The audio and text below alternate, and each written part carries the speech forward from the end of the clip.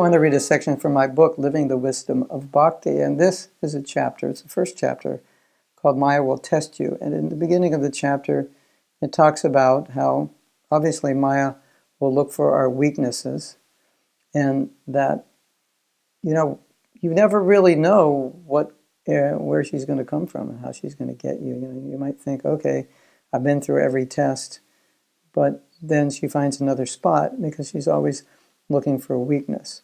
And so it brings us up to this point. And I begin this next section by saying, don't get discouraged, after saying how she'll put 1,000,001 obstacles on our road, but don't get discouraged.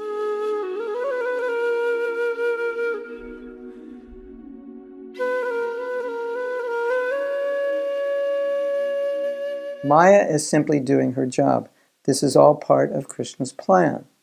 The battles we have with Maya are for our own spiritual benefit. If taken in this way, Maya shows us where we are weak and where we need to work, and thus she can act as a force for our becoming more serious and determined in Krishna consciousness. It is also important to realize that Maya is just responding to our material tendencies. After all, she is not tempting us with anything we don't have an attraction for. We are the ones who give her space to come into our lives.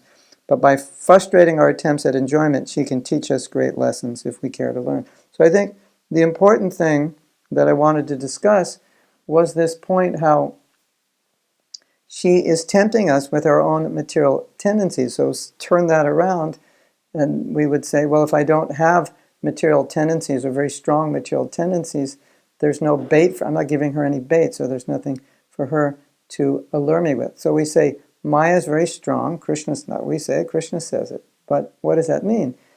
Ultimately, it means our material tendencies are very strong.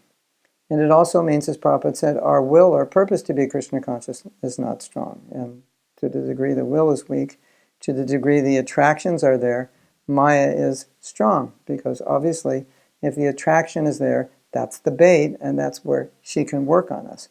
So naturally, I think the obvious conclusion is, why give her any bait?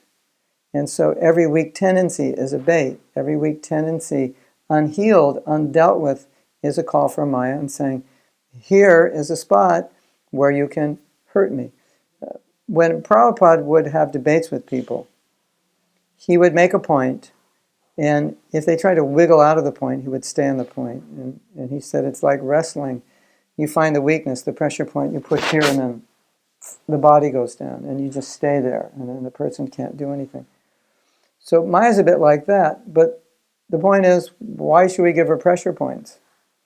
Take away the pressure points, the weaknesses where she can get us, and then we'll be okay. So it's interesting that how Prabhupada is saying so many things about Maya, how strong she is and how she will attack us and so forth. You find it throughout his books. But it's simultaneously, there are many places he says she cannot allure a devotee.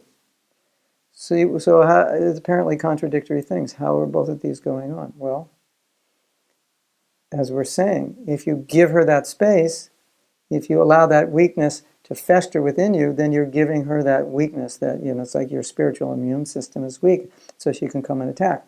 But if your spiritual immune system is strong, then she really can't do anything. But I think in addition, she'll have no reason to do anything, because if a devotee is strong in Krishna consciousness, then she really has no business with him. It's the weakness that she has the business with, and that's the point I want to make, that don't give Maya the opportunity and then say, oh, Maya is so strong, when in fact you gave her the opportunity to attack. It's like let's say in a boxing match. Maybe you're the better boxer, but you let your guard down and then you got hit. And it's not because the boxer that you're fighting is so great, but it's because you let your guard down. So Maya is not strong, and Maya is strong, depending if your guard is up or guard is down. If your guard is up through Krishna consciousness, then you don't have to worry. And then you can be like the Avanti Brahmin who said, I will cross over the ocean of nescience. I'm confident of Krishna's mercy, of Guru's mercy. I'm confident that if I follow this process well, then I won't have to deal with Maya. But we should be confident that if I don't follow it well, I will have to deal with Maya, and I can't win. So don't make it easy for Maya. Don't be a sitting duck. Don't put yourself in a position where you'll be harmed and you can't defend yourself. Put yourself in a position where Maya just doesn't have any way to attack you. Because if you allow her to attack, she's going to attack.